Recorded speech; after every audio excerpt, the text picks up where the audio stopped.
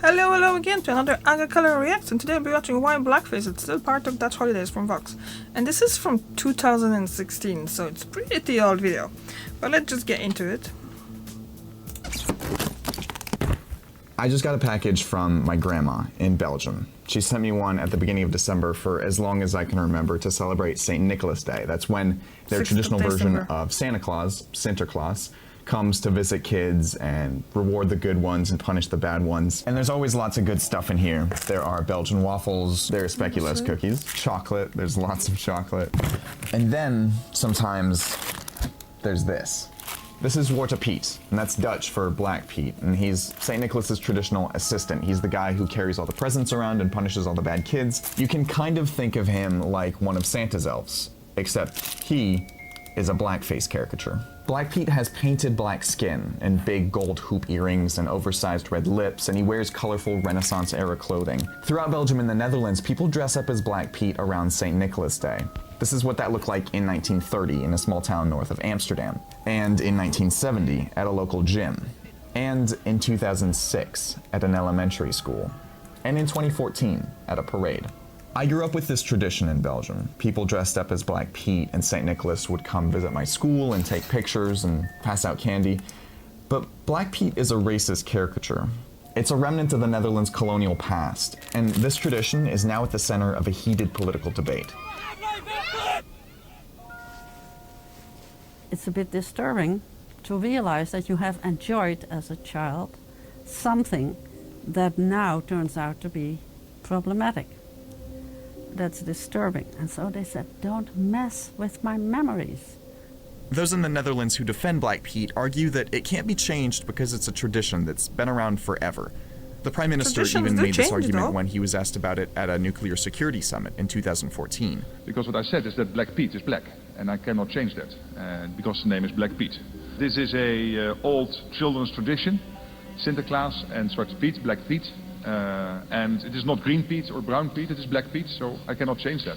On top of that, you'll hear a lot of people say that the blackface paint is okay because it doesn't represent skin color. Instead, it's just soot from the chimney. But historically, neither of those defenses is actually true. Zwarte Piet was originally written as a black slave character, and the blackface tradition was invented fairly recently.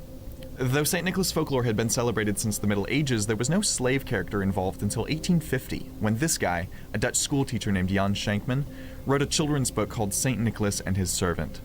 The story describes how St. Nicholas visits a Dutch town, rewarding the good kids and punishing the bad kids.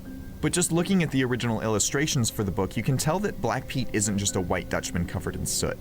He's portrayed as a Moor from Spain, carrying St. Nicholas's heavy loads, wrapping up all the presents, and punishing naughty kids by hitting them with a switch or kidnapping them in a knapsack to take them back to Spain. He's not exactly a pleasant character in this original version of the story. What I remember vividly is the sentiment of being scared. What if suddenly a Zwarte Piet comes out of the chimney when I'm there alone? Terrifying. And the terror of young children who don't feel safe is quite a powerful emotion. That's a weird thing to do.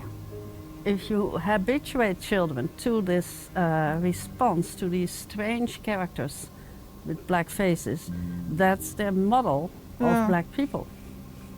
When Schenkman wrote his children's book, slavery was still alive and well in the Dutch colonies. It wasn't abolished for another 13 years in 1863, and even then, slaves had to work for another 10 years as reparations to the slaveholders. The government treated abolition as a financial inconvenience. Beyond Dutch history, blackface originated for the purpose of mocking and reparations to the slave owners? In minstrel shows in the mid to late 1800s, white actors would use black grease paint on their faces to depict black people on stage. You could watch minstrel shows like this as recently as 1978 on BBC.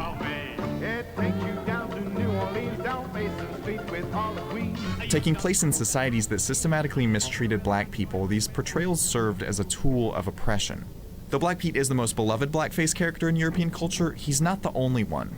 If you look at Belgian comic strips like Tintin, French ones like Asterix and Obelix, or Dutch ones like George and Jimmy, you can see versions of blackface caricatures everywhere.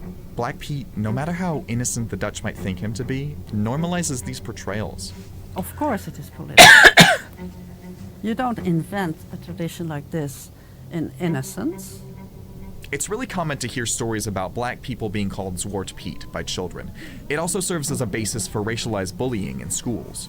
Black children are hurt, and parents are keeping their children home from school rather than send them to grow up with this stereotype that makes them feel that they're inferior to the white kid. And it's common to hear people saying that black people in the Netherlands are totally okay with it, that their black neighbor or black friend actually likes it.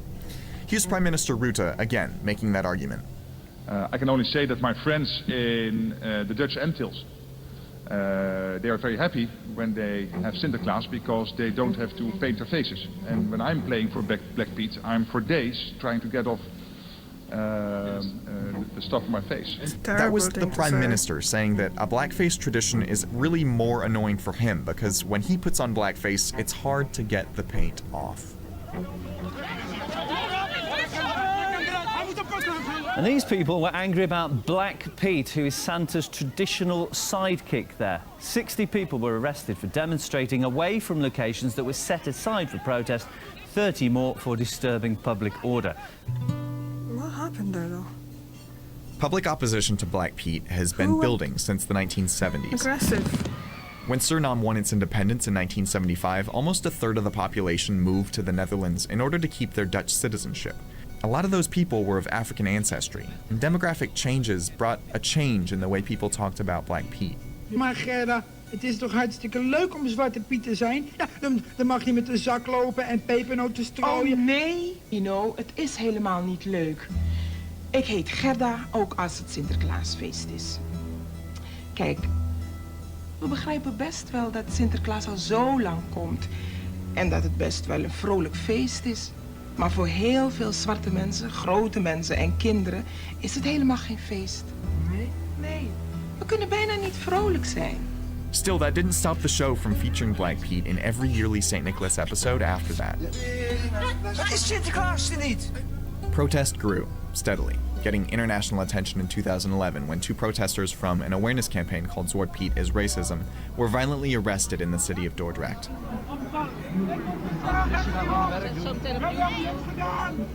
The Dutch National Ombudsman later ruled that the arrest was unlawful, disproportionately violent, and in violation of their human rights. If you have eyes and you have a little heart, you will know that this is wrong. That's Jerry Afriye. He was one of the two protesters arrested. What we are fighting is institutional racism, approved by the government, approved by the police, approved by professionals, approved by schools. Everywhere, this is so much embedded in the whole society that it makes it very difficult to bring changes to it. And everyone is using their power to suppress us. And it's very difficult. Afriye lost his job as a security guard after being arrested at a protest a few years ago, but he's kept showing up to demonstrate. Just a week after we spoke, he was violently assaulted by police again at a protest in the city of Rotterdam.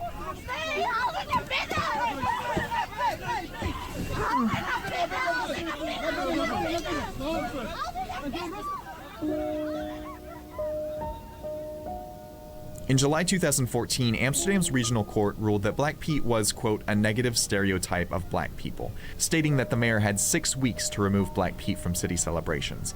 But just a few months later, in November, the Netherlands' highest administrative court overturned that ruling, just in time for the holiday. Nou, omdat dit hoort tot onze cultuur. Dat zijn onze waarden, normen, dat zijn onze tradities die we hebben. En die willen we gewoon behouden. En die laten we niet afnemen door een klein groepje extremisten die Zwarte Piet misbruiken om hun eigen frustratie te uiten. But in August 2015, a UN committee in Geneva called on the Dutch government to get rid of the aspects of Black Pete that promote black stereotypes. Since then, parade organizers have made some efforts to gradually minimize Black Pete's racist characteristics. My job, being the spokesperson of Santa Claus, is to make the party of Santa Claus for everybody. Not only the white people in the villages, but for everybody in the cities, in the bigger cities. One of the ways they've done that is by introducing a version of Black Pete that is clearly just a person covered in soot, without the earrings or the lipstick or an afro. They call it the Chimney Pete. RTL, one of the biggest TV networks in the region, stated in October that they wouldn't air anything except for Chimney Pete for the 2016 holidays. Now bear in mind the objectives. The objective is to have a smile on the face of the children. Yeah. To be happy. So if you want to change things, take the time. Don't do it overnight. So if you want to change this an attitude like that, it's not gonna go easy. And in an unexpected announcement, the team organizing the parade in Amsterdam said Chimney Petes would replace all Black Petes in 2016.